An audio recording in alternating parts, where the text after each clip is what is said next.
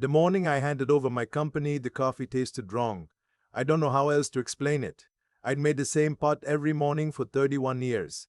Dark roast, 2 scoops, the old Mr. Coffee machine my wife Linda bought before she passed.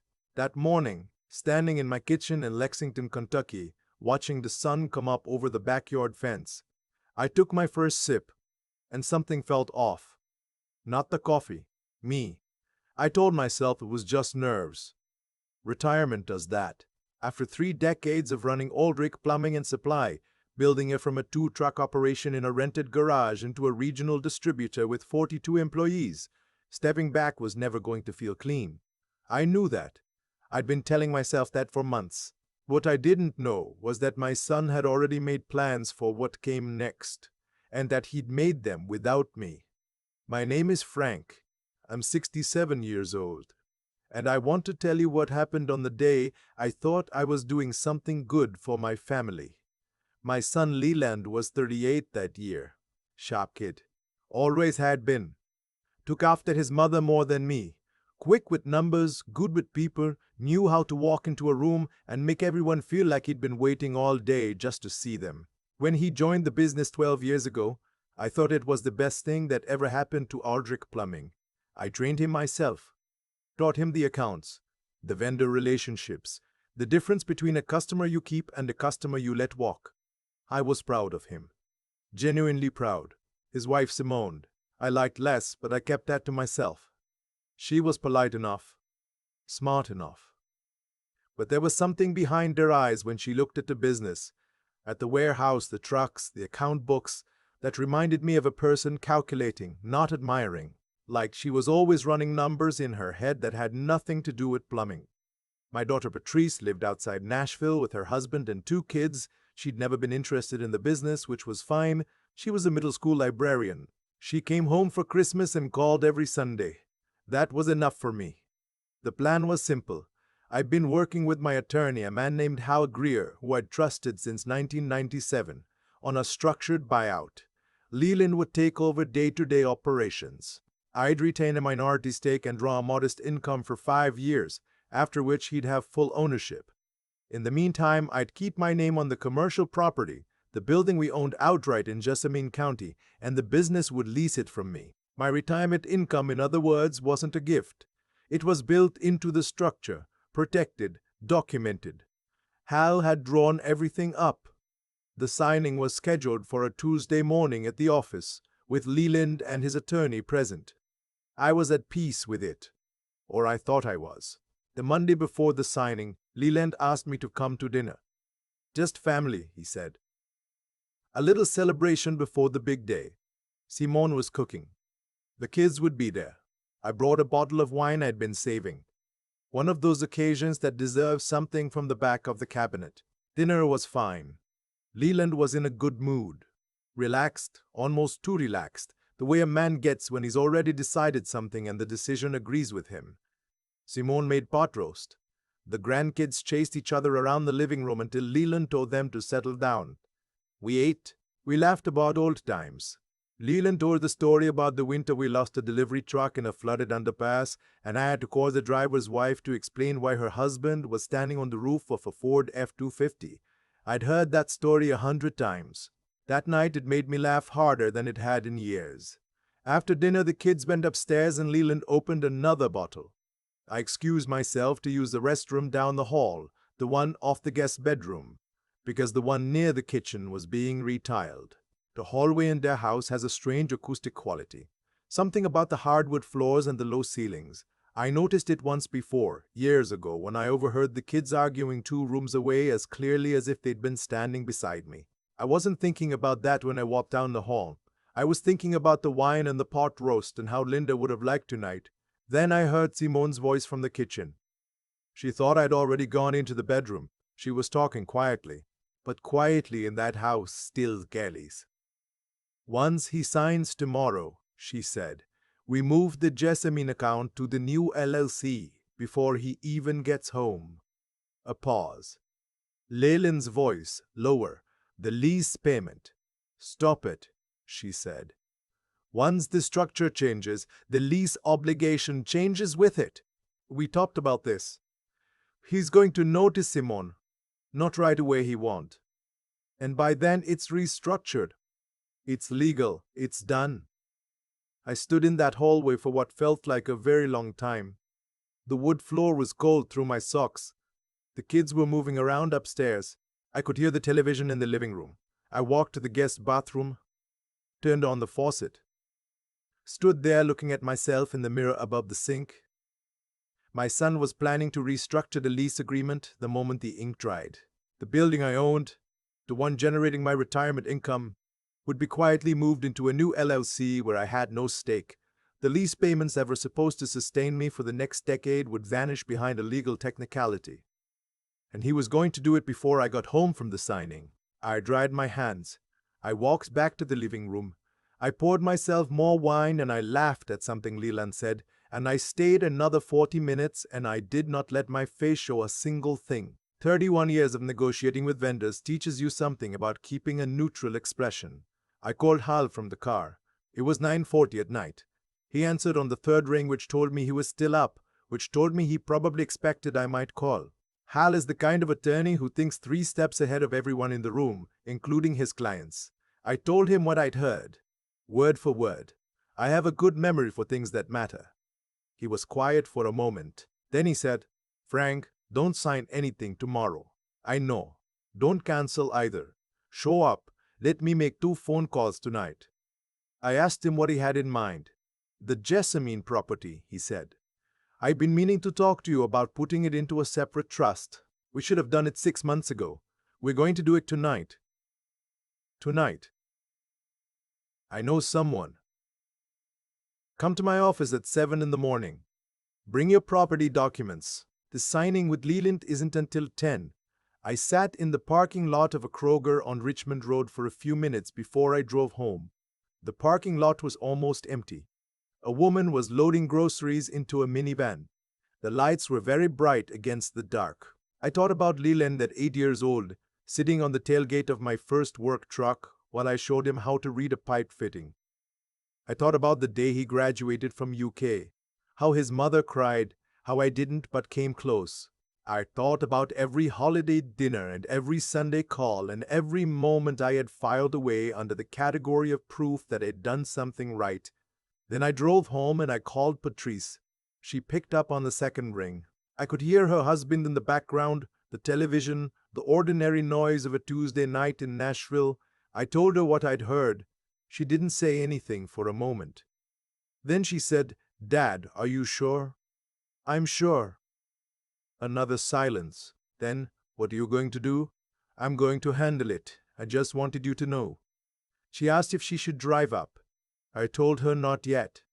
I told her I loved her and I'd call her tomorrow after the signing. She said okay, but her voice was the voice of a woman who would not be sleeping well that night. I knew that voice. It sounded like her mother. I was at Hal's office at 7:05. He had coffee waiting, which I didn't drink, and 2 other people in the conference room, a notary and a colleague of his, a woman named Patricia who specialized in estate and property law.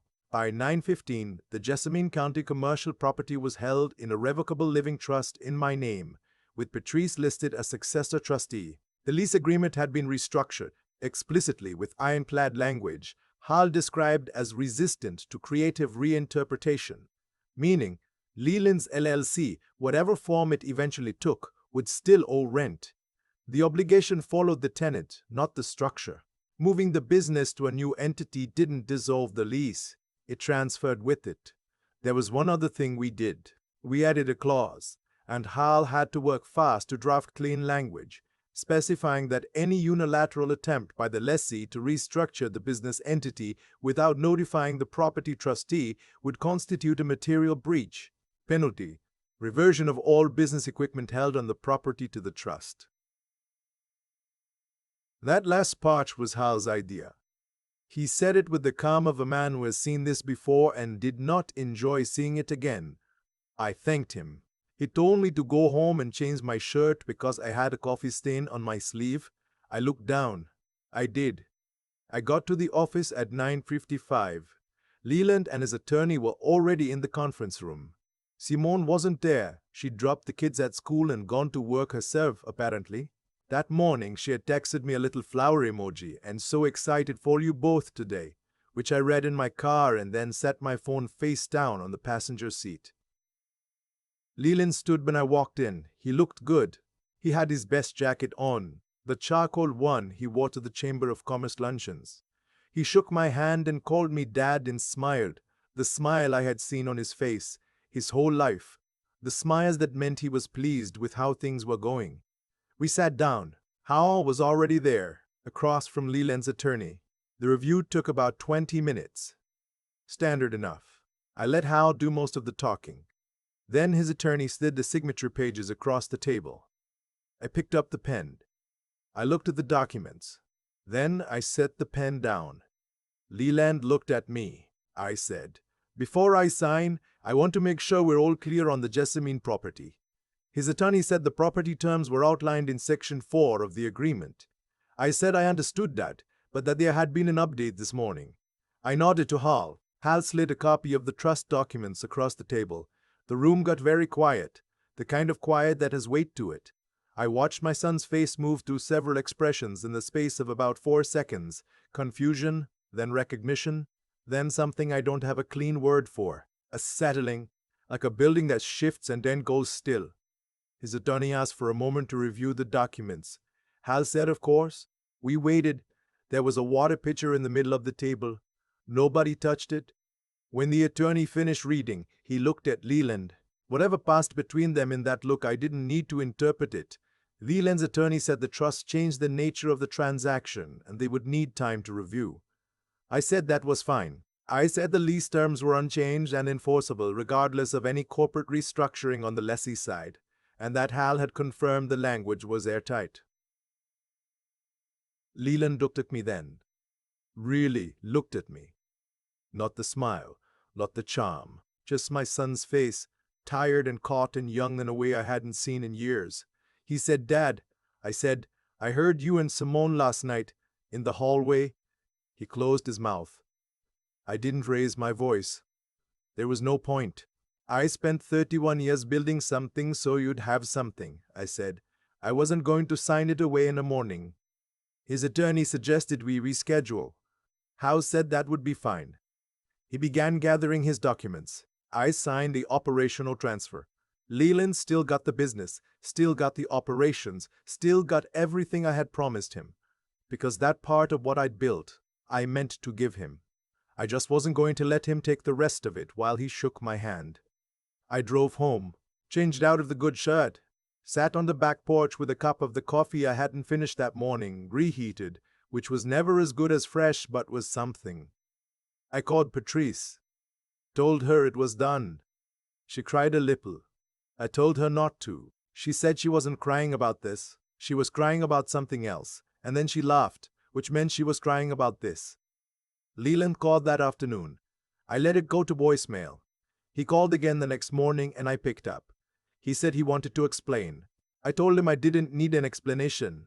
I told him I wasn't angry, which was true, mostly, in the way that tired is different from angry, but that some trust, once it moves, doesn't move back easily. He said he knew. He said Simone had thought it was a good idea, which was a kind of sentence that tells you everything and excuses nothing. We talked for about 40 minutes. I don't know what it changed. Something maybe. Nothing maybe. He still runs Aldrich Plumbing. He's running it reasonably well, from what I hear through the vendors I still know. I got my first lease payments 30 days later. Direct deposit. Exactly the amount the agreement specified. Simone sent me a Christmas card that year. A photo of the kids in front of their tree, everyone smiling. I put it on the refrigerator because the kids are innocent in all of this and they have good smiles and Linda would have wanted it there. But I think about that hallway sometimes. How cold the floor was. How clearly I could hear her voice.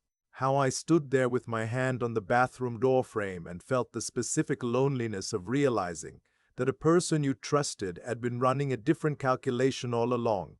I think about what would have happened if I hadn't needed to use the restroom down the hall.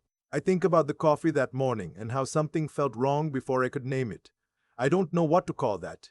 Instinct, luck, something. What I do know is this: when you've built something with your hands over 31 years, When you sacrificed and planned and stayed late and shown up early and done right by your people, you don't owe anyone the right to take it from you.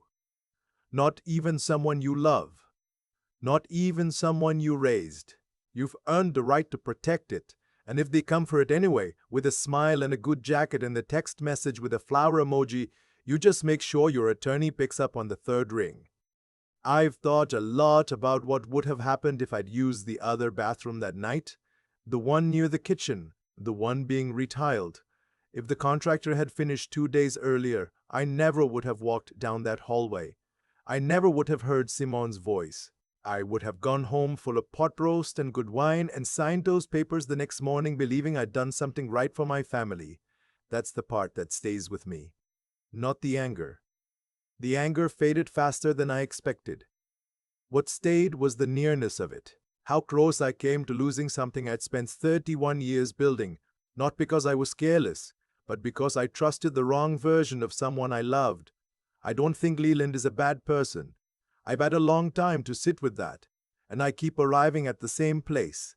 He's a man who had someone else's greed become his own, slowly, the way those things happen. Not all at once, but in small justifications, one conversation at a time, until a thing that should have been unthinkable started to feel reasonable. That's not a monster. That's a person who stopped paying attention to his own conscience. And that's almost sadder. What I know about cause and effect, not from any book, just from 67 years of watching how things actually work, is that the shortcuts always cost more than the original price. Leland and Simone had a plan that would have saved them nothing and cost them everything. The lease payments they wanted to redirect were not a fortune, but a relationship they were willing to sacrifice to get them. That was worth more than the building, more than the business, more than anything on any balance sheet. They didn't see that. People in that kind of thinking rarely do. I could have walked away from the business entirely out of bitterness. Some men would have. I've seen it. A falling out poisons the whole well, and then nobody gets anything, and the thing that was built gets sold to strangers for less than it was worth. I didn't want that. What I built was real, and it deserved better than to be destroyed by a bad week in a family's history. So I protected what was mine, I transferred what I'd promised, and I let Leland keep running it. That took more discipline than the anger would have. The 3 things I've come to believe, not as philosophy but as plain observation.